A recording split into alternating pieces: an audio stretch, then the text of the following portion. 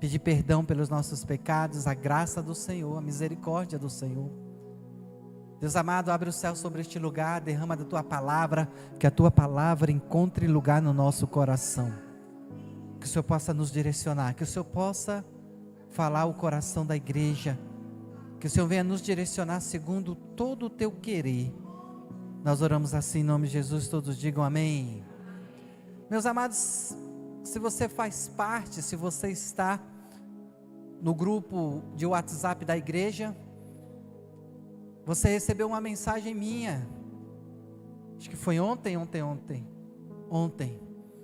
e na mensagem eu compartilhei que nós tínhamos ido deitar, e nós não conseguimos dormir, ficamos muito agitados na cama, e quando essas coisas acontecem, pelas experiências que eu já tenho com Deus, eu sei o que eu tenho que fazer.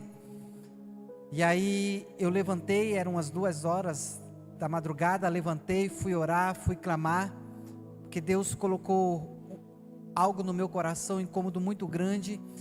Eu senti a necessidade de orar pela igreja, de orar pela Sara, nossa terra de Guarabira, de cobrir a igreja de oração, e pelas experiências que a gente tem com Deus, a gente sabe, quando Deus começa a me incomodar dessa forma, e às vezes Deus me levanta de madrugada, me incomoda, muitas vezes vem pessoas da igreja, e eu levanto, eu oro, intercedo, e ligo para a pessoa, digo, olha, Deus me incomodou muito a orar com você, a interceder por você, e quase sempre as pessoas dizem, pastor, realmente isso está acontecendo, eu precisava ouvir essa palavra. E nesses dias Deus me incomodou, e me incomodou a orar pela igreja, não foi de maneira específica por uma pessoa, mas foi pela igreja. Obviamente que nós oramos também pelas pessoas da igreja. E eu estava compartilhando hoje no discipulado, eu já vou entrar, você que está no discipulado, você vai ouvir alguma coisa que você ouviu hoje, mas eu preciso dessa introdução para que a igreja entenda o momento que nós estamos vivendo e o que Deus está falando à igreja e quer falar para a igreja. E aí eu compartilhei no discipulado o que tinha acontecido, escrevi também nos grupos da igreja, e eu estava dizendo que isso é resultado de algo que Deus começou na minha vida de um tempo para cá, bem recente. Nós começamos a sonhar com uma igreja grande, uma igreja crescendo, uma igreja de milhares de pessoas, uma igreja que vai cumprir o seu papel e alcançar o perdido nessa cidade. Deus, Ele tem trabalhado de maneira gradativa no meu coração. E ontem eu estava caminhando e eu estava orando com Deus. A grande maioria da igreja sabe que eu fiz migração de carreira profissional. Estou participando, estou hoje, nesse momento, nessa semana, participando de mais um processo seletivo. Participei de mais algumas etapas para ser contratado como engenheiro de inteligência artificial. E eu estava orando para Deus na caminhada, dizendo assim, Deus, muitas portas eu tenho para entrar por causa essa nova profissão. E eu estava orando para Deus, muitas coisas, eu posso me tornar dono de muitas coisas, de muitos negócios digitais. E eu estava caminhando e falei assim, Senhor Deus, mas Tu sabes que eu sempre renunciei a muitas portas, a muitas oportunidades por causa do chamado. E eu orando a Deus, falei assim, Senhor Deus, eu não quero entrar em nenhuma porta, por maior que ela possa trazer bênçãos financeiras, se essa porta me desfocar do chamado. Eu quero ter uma coisa a mais, mas eu não quero nada que venha ser maior do que o chamado e o propósito que o Senhor tem para a minha vida. E eu creio, e eu tenho entendido que o resultado dessa oração foi que me levou esse incômodo tão grande de orar e interceder pela igreja. Porque eu creio que Deus quer nos levar a um novo momento. Por isso que eu preciso passar isso para você. Eu creio que Deus, isso já faz um bom tempo, eu creio que está na hora de nós como igreja local, entrarmos num novo momento, numa nova dimensão de crescimento para alcançar o perdido. E eu creio que Deus tem trabalhado de maneira gradativa, porque tudo tem o seu tempo. Diga assim, tudo tem o seu tempo. E eu, antes de começar a pregação, que tem a ver com o que nós estamos vivendo, 1 Coríntios capítulo 2, versículo 9,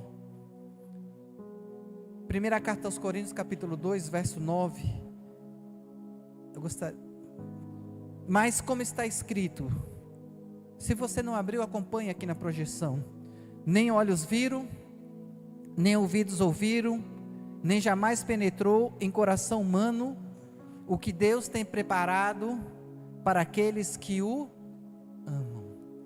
Quando a Bíblia diz que nem olhos viram, nem ouvidos ouviram, o que Deus tem preparado, porque tem certas coisas que Deus tem o seu tempo para trazer a sua revelação.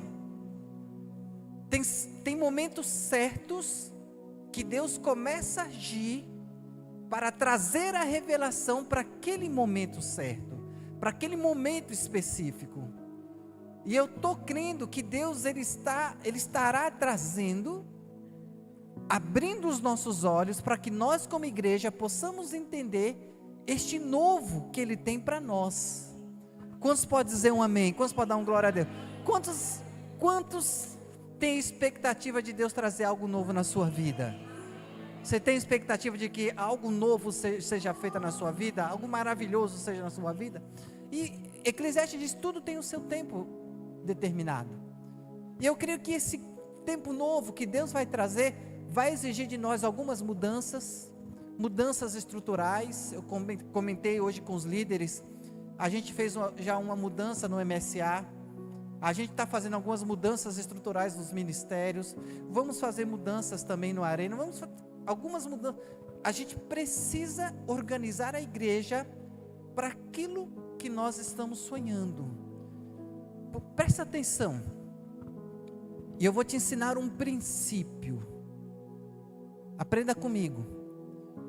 O que você aprendeu até agora, o que você conquistou, deixa eu melhorar a frase, o que você conquistou até agora, a posição que você está até agora, você alcançou essa posição em função da graça de Deus, em função daquilo que você recebeu até agora.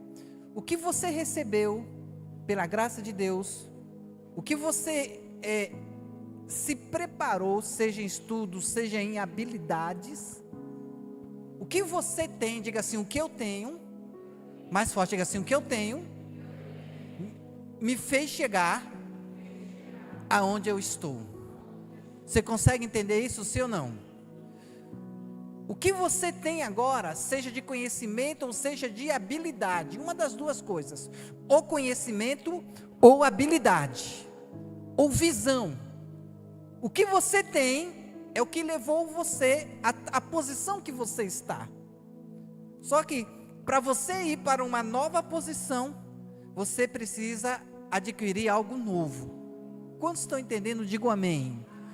Em qualquer área da sua vida, se você precisar, se você sonhar em alcançar uma nova posição, seja na profissão, seja no ministério, seja no estudo, seja na empresa, o que for, se você quer ter um crescimento em alguma área, você precisa adquirir aquilo que você ainda não tem.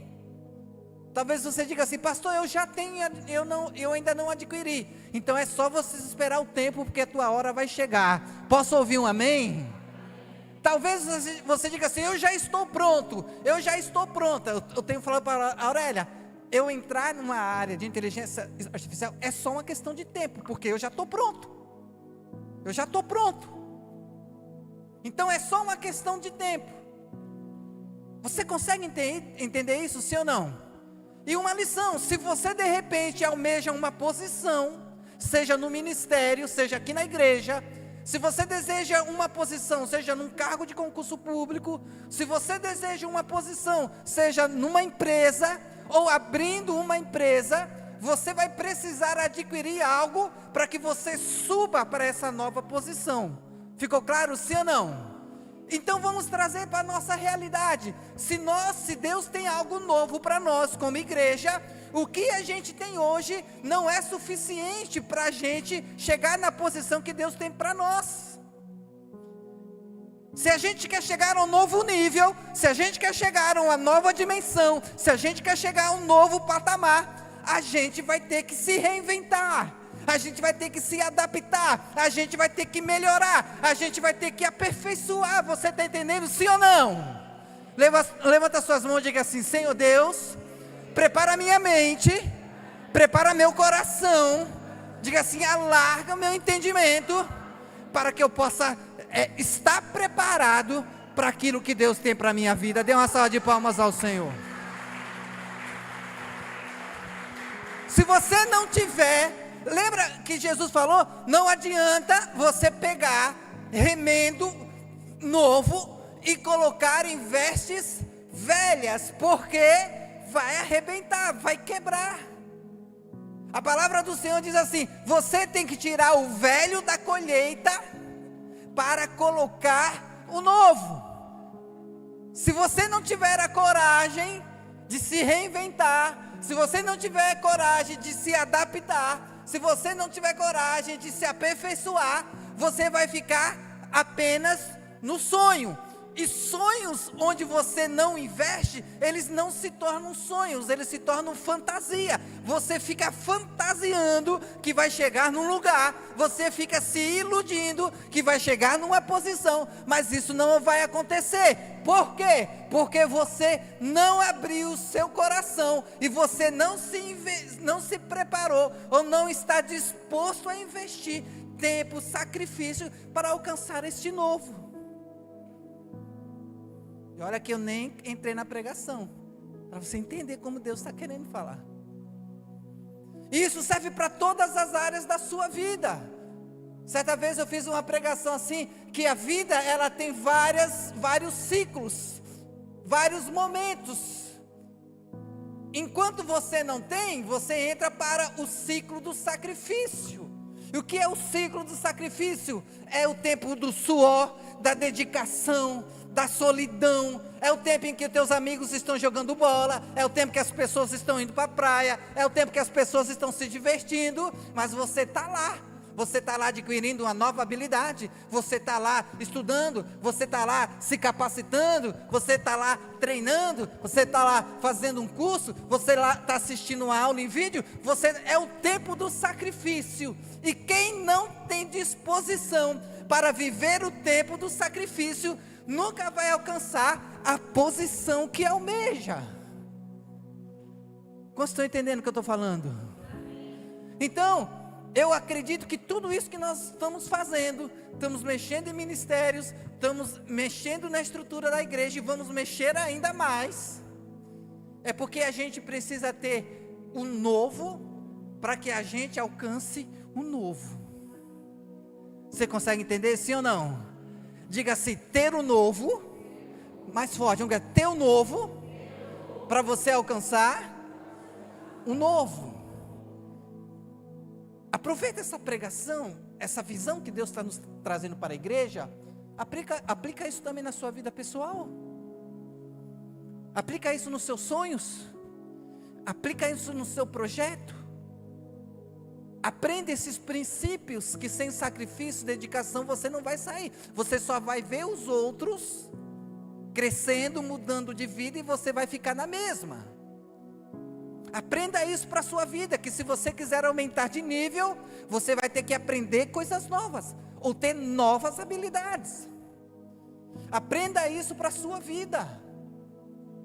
Diga assim: o novo exige o novo. É redundante, mas é verdade.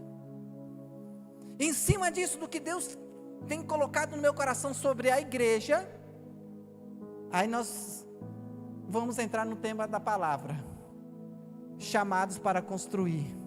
Abra sua Bíblia no livro de Esdras, capítulo 4, verso 1. Esdras, capítulo 4, verso 1.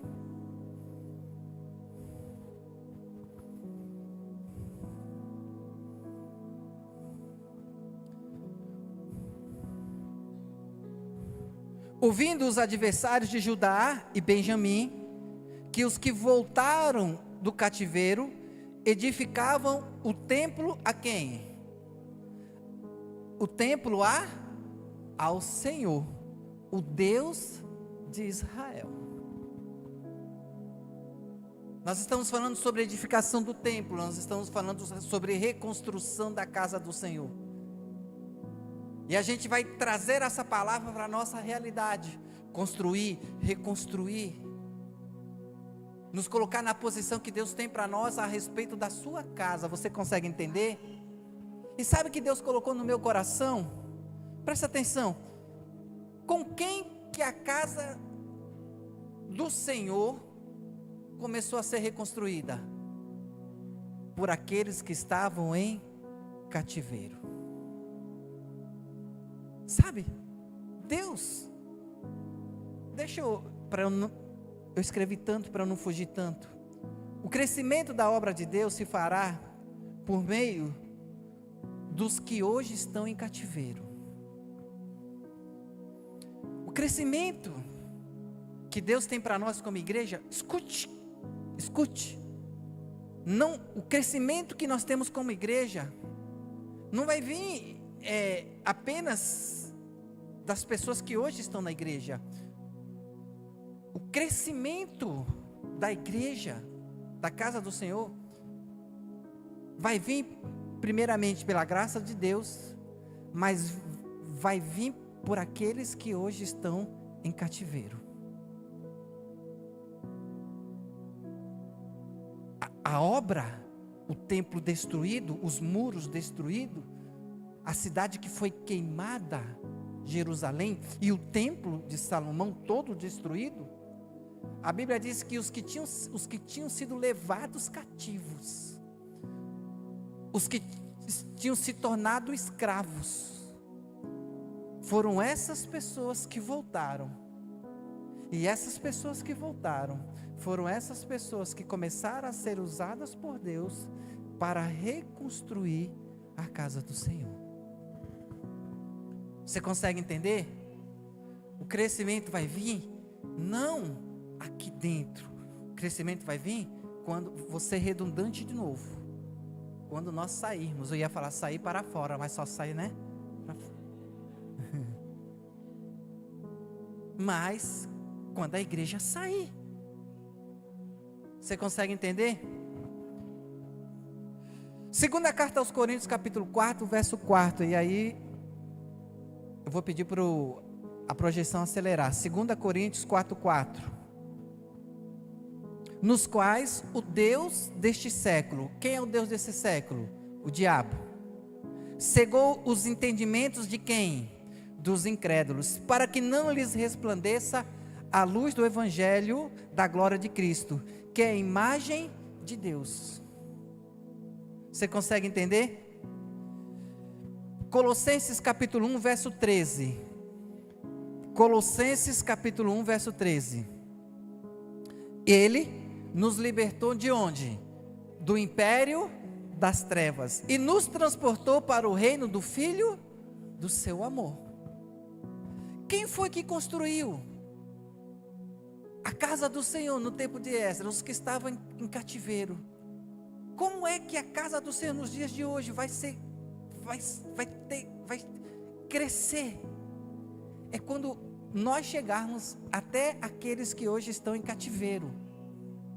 Os que estão hoje em cativeiro, os que hoje estão presos, os que hoje estão cegos espiritualmente, os que estão presos nas mãos do diabo.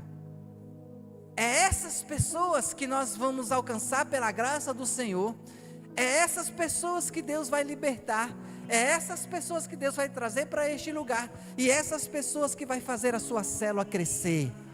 Eu posso ouvir um amém? Que vai fazer a igreja crescer. Você consegue entender?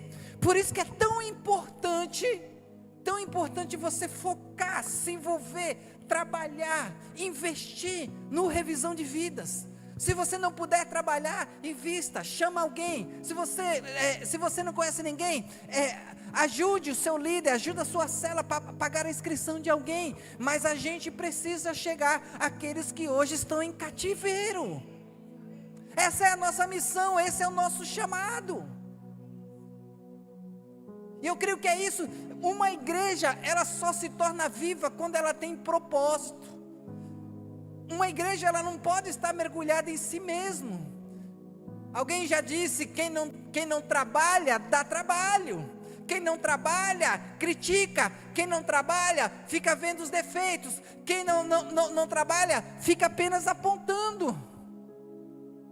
Olha para a pessoa e fala, que tipo de pessoa você é hoje? Você é que trabalha? É a que dá trabalho? Ou você é aquele que só aponta, só critica? Quem é você hoje no corpo de Cristo? Qual é a sua posição hoje no corpo de Cristo? A igreja deveria evangelizar mais, mas você não leva ninguém por revisão. A igreja devia evangelizar mais, mas você não vai nem para a sua célula. A igreja devia evangelizar mais, mas você não convida ninguém para a célula. Você consegue entender se a igreja não evangeliza é porque você não evangeliza? Olha para a pessoa que está ao seu lado, meu irmão, minha irmã, acorda. Diga para ele, diga para ela, acorda. Você é a igreja.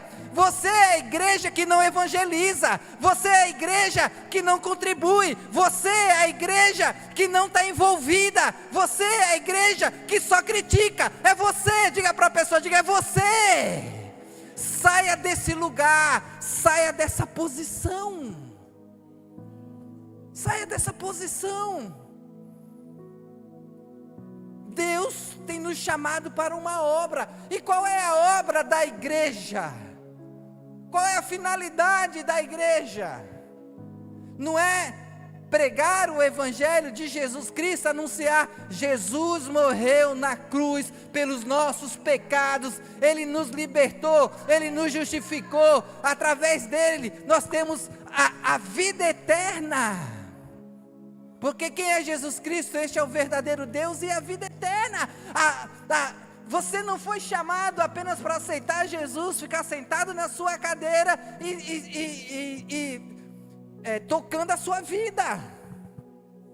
Não, você não foi chamado para chegar e dizer assim, eu agora aceitei Jesus e agora eu sou abençoado, eu sou abençoada, tudo agora Deus vai fazer tudo por mim.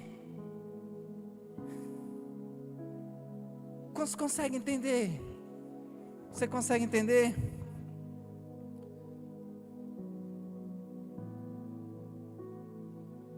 Efésios, capítulo 4, verso 8.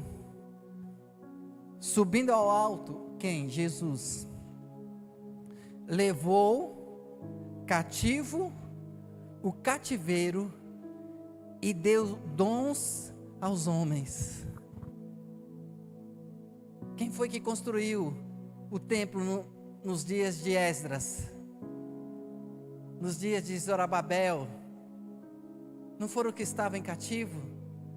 Mas a Bíblia não está falando que no nosso tempo, quem está em cativeiro é aqueles que estão cegos, ainda não conseguem enxergar um palmo que está à sua frente. Mas a Bíblia diz que depois que é libertado do cativeiro, sabe o que acontece? Gente, eu fiquei meditando nessa palavra. Sabe o que acontece quando uma pessoa é libertada do cativeiro? O que a Bíblia que você acabou de ler? Deus concede dons aos homens. Deus vai e liberta, tira das mãos de Satanás, mas não só liberta, não só perdoa, não só justifica, não só limpa. Sabe o que Ele faz? Ele faz o que Ele fez com você. Ele dá dons aos homens. E aí você recebe o batismo do Espírito Santo. Você recebe a palavra profética. Recebe a palavra da sabedoria. Recebe a palavra do conhecimento. Você recebe o discernimento do Espírito. Você recebe dons da parte do Espírito Santo. Você consegue entender isso? Antes você estava nas mãos do diabo. Antes você estava cego. Você estava sem entendimento.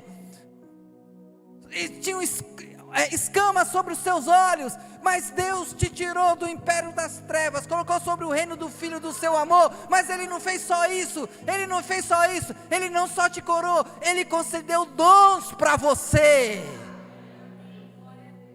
Só que esses dons que Ele deu para você, Ele vai cobrar também de você. Lembra da parábola dos talentos? Mas Ele deu um talento, e aquele que recebeu o talento, Ele negociou, Ele deu um talento para outro. Aquele com medo enterrou o talento.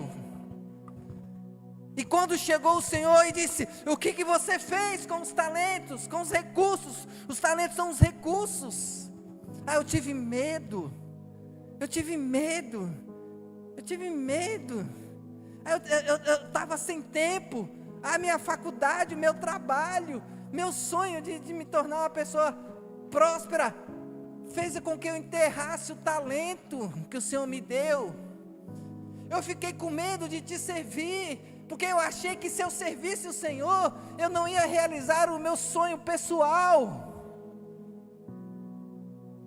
E aí você vai enterrando os seus talentos, você vai enterrando os seus dons. E eu quero dizer uma coisa para você. Eu estava meditando nessa palavra, e lá na frente o texto vai dizer: e eles foram resistidos,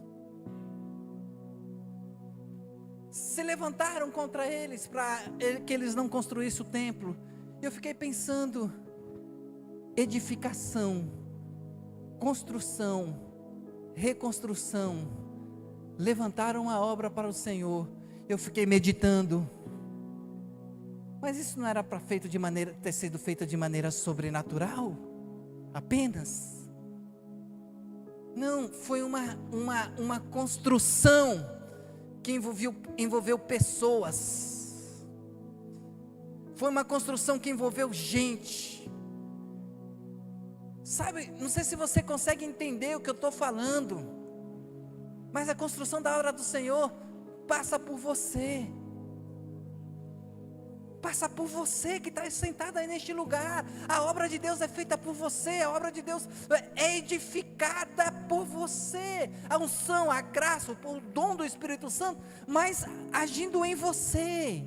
Você consegue entender a sua importância?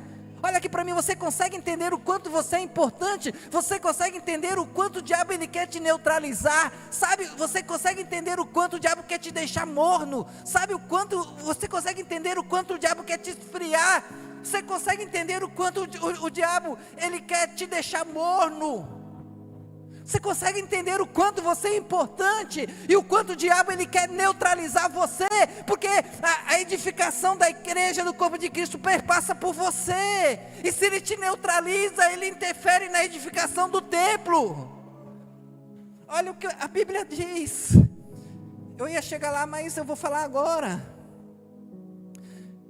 Esdras 4:4. Então as gentes da terra desanimaram o povo de Judá, inquietando onde no edificar.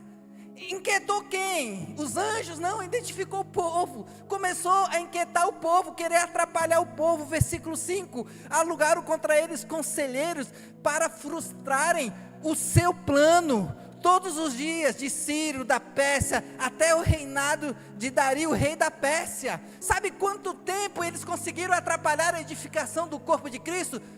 17 anos. 17 anos eles atrapalharam a reconstrução do templo. 17 anos.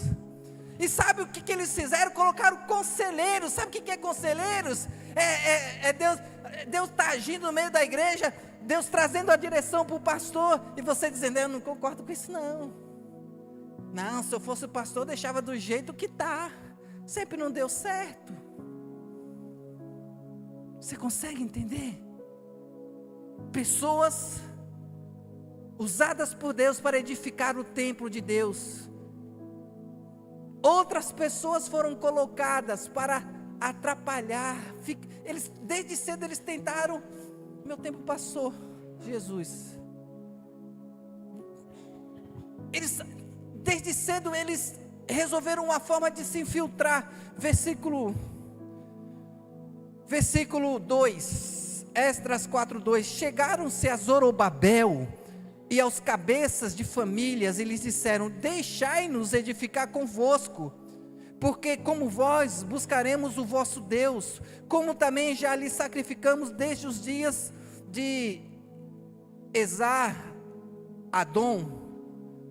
3, porém Zorobabel, de Jesua, e os outros cabeças das famílias lhe responderam: nada tendes conosco na edificação da casa do nosso Deus. Nada tem conosco. E quando os líderes já falam assim: vocês não vão participar disso não, porque eles tentaram se infiltrar, eles chegaram junto para dizer: a gente está com vocês, mas no fundo eles não estavam, eles estavam querendo atrapalhar. Você consegue entender? Sabe, tem muitas lições aqui nesse texto. Você percebe que eles chegaram diante de Zorobabel e diante dos cabeças das famílias, e eu estava compartilhando no discipulado, quando você vai lá para a igreja de Apocalipse, as igrejas de Apocalipse, e quando Jesus vai falando cada uma das igrejas, seja para parabenizar, ou seja para exortar, Jesus, ele chegou ao anjo da igreja, que é o pastor da igreja, ali no contexto teológico de Apocalipse. Abre para mim rapidamente, me ajuda a mirar, bem rapidinho, Apocalipse 1:20, Apocalipse 1:20,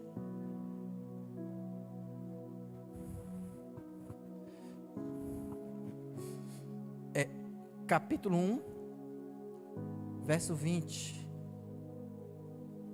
eu vou ler aqui que fica mais rápido. Quanto ao ministério, acompanha comigo, quanto ao ministério das 7 estrelas que viste na minha mão direita, e aos 7 candeeiros de ouro, 21,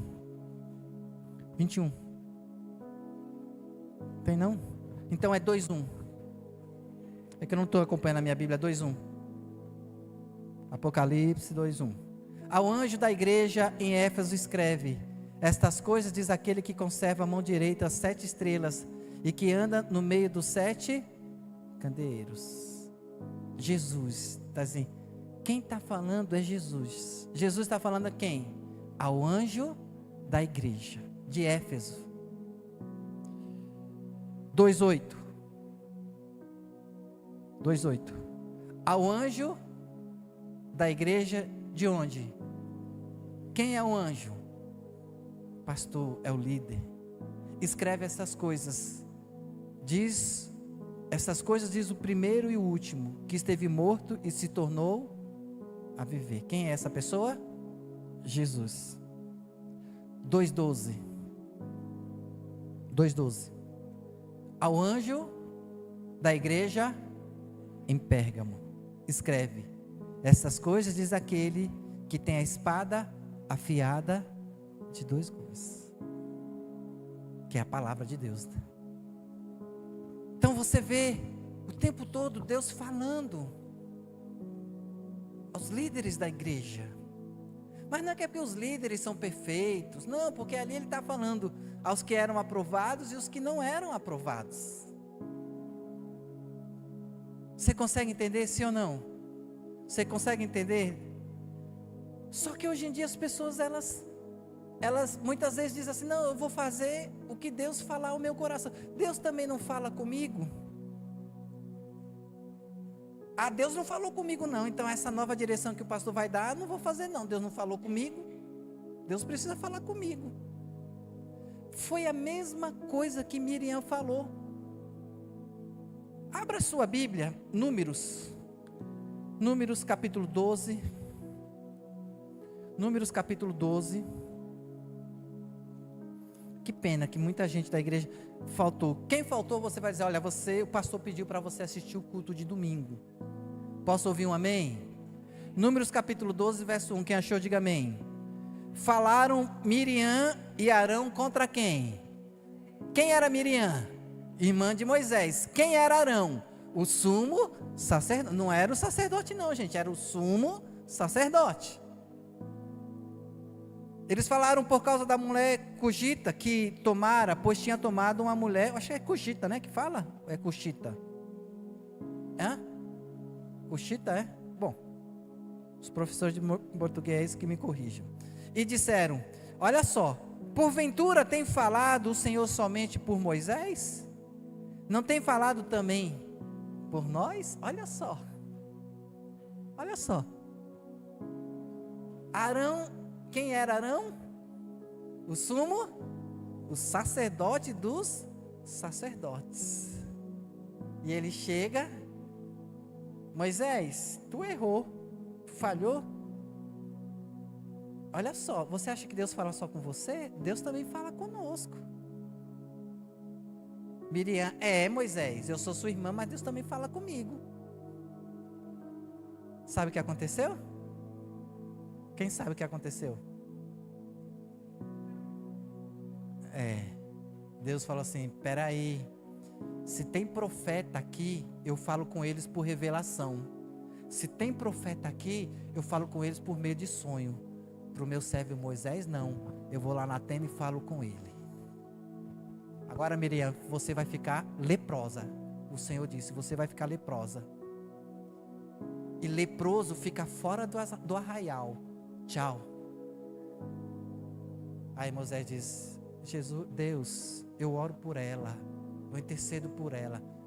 Moisés, por causa da tua oração, ela vai ficar curada, mas ela vai ficar 7 dias leprosa fora do arraial. Moisés errou? Errou. Deus iria tratar com ele? Deus iria tratar com ele. Ele casou com uma mulher que não era israelita. Ele errou. Até a forma, quando você vai exortar uma pessoa, você tem que saber exortar. Você consegue entender sim ou não? Você consegue entender sim ou não? Oi? Mas isso foi no Antigo Testamento. Abra lá sua Bíblia em Judas. Não é o Judas que traiu Jesus, não. É o Judas, irmão de Jesus. Você que não conhece a Bíblia. Abra lá em Judas, perto de Apocalipse. O livro antes de Apocalipse. Vai lá. Tem gente que nem sabia que tinha um livro chamado Judas, né? Pois é, meu irmão. Vai ler a Bíblia. E não seja um Judas Iscariotes. Judas. Abre aí Judas. Quem achou, diga amém. Judas. Só tem um capítulo, né? Verso 8. Não, verso 8 não. Deixa eu abrir aqui que eu nem abri. Verso 8. Ora, esses da mesma sorte, quais sonhadores, presta atenção no que a palavra está falando, quais sonhadores alucinados, não só contaminam a carne, como também rejeitam quem? Governo, e difamam autoridades superiores. Contudo, o arcanjo Miguel, quando contendeu com o diabo e disputava a respeito do corpo de Moisés, não se atreveu a proferir juízo infamatório contra ele. Pelo contrário, ele disse: que o Senhor te repreenda. Sabe o que está acontecendo aqui? O arcanjo Miguel, um dos valentes do Deus Altíssimo, está lutando com Lúcifer, Satanás, que tinha caído. Mas que antes de cair era um querubim da glória, tinha uma patente lá em cima. E sabe o que Miguel faz? Diz assim: que o Senhor te repreenda. O Senhor tem uma patente maior que você, então que Ele te repreenda. Judas está dizendo, mas hoje em dia não. É todo mundo doido, alucinado, detonando nas redes sociais, se levantando. Anota aí no seu coração: autoridade trata com autoridade. Anota isso aí.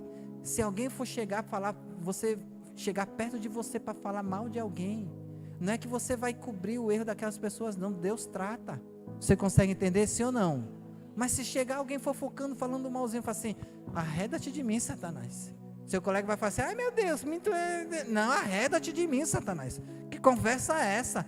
Está com problema com algum líder, vai lá, procura ele. Usa o princípio de Mateus. Se teu irmão te ofendeu, vai você e ele só. Se ele se arrependeu, você ganha o seu irmão. Se ele não se arrependeu, chama uma ou duas testemunhas. Diga para a pessoa assim: você está lembrado do dia que você falou mal do irmão? Diga para ela: está lembrada? Vai, fala para ela aí. Tu está lembrado do dia que falou mal do irmão? Pois é, se arrependa, meu irmão, peça perdão, porque Deus vai tratar com você. Ou você acha que é assim, banda voou? Não é não, no reino de Deus não é não. Isso está registrado no mundo espiritual, meu irmão, minha irmã. Aí as coisas não dão certo para você, fica amarrado e você não sabe por que que é. Porque uma coisa acontece com você, você fala para meio toda a igreja. Vai se converter. Amém? Vai se converter. Trata com o irmão. Ah, não vou perdoar. Todo o direito.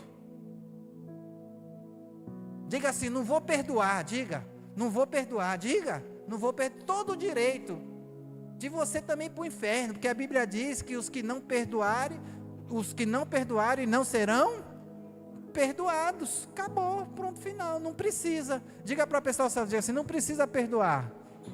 Diga assim: não precisa perdoar. Mas você já sabe para onde você vai. E a pastora está dizendo assim: não tem problema, você não precisa perdoar, só que você vai para o mesmo lugar para aquela pessoa que você não perdoou, se ela também não pedir perdão para você. Vai os dois ficar juntinhos, quem não pediu perdão e quem não perdoou.